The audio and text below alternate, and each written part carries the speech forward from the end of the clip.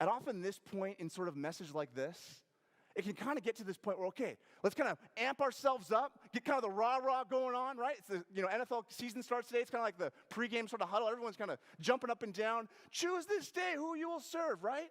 Let's kind of get going with it. By the way, don't tell me any scores at all. I just thought of that. Got distracted. We kind of get to this point, right, where choose this day whom you will serve.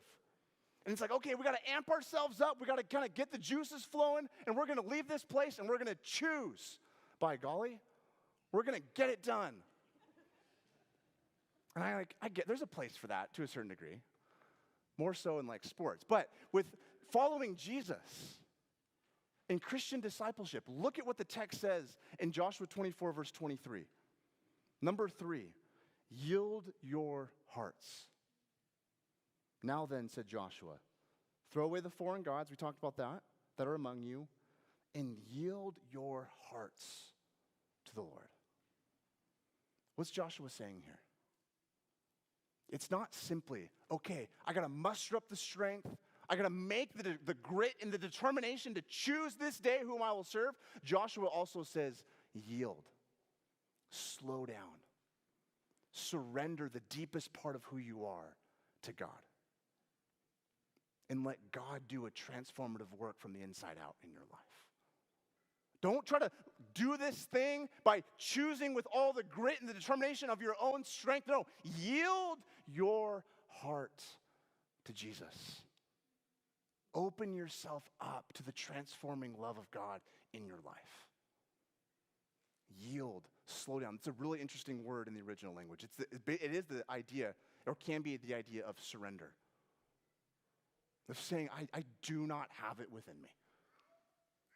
I am not capable of doing this, which is exactly what Joshua tells them if you continue to read the chapter. That Joshua has like this kind of sixth sense going on in here where he's like, you're actually not going to be able to do this, guys. I'm sorry. Just like Moses at the end of Deuteronomy, they almost like know how the story is going to go. It's like almost they had help as they were writing this. But here's the thing.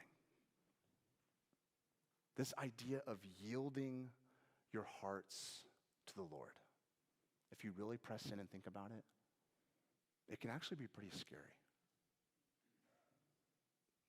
Because what if God begins to address some of the things in my heart? What if God begins to confront and do that deep work of transforming love that at times can be painful, at times requires some vulnerability, at times requires some honesty and confession and repentance.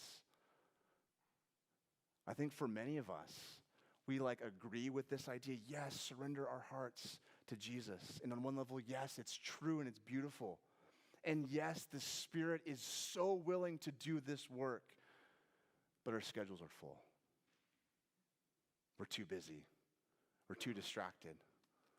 That line in the Garden of Gethsemane where Jesus talks about the spirit is willing, but the flesh is weak. Someone kind of played off that and talked about how the spirit is willing, but the schedule is often full, right? The busyness of our lives, the distractedness of our lives, and this is me too, right? I'm saying this as this is all of us, and myself especially included. We're this work of actually surrendering and yielding ourselves to Jesus.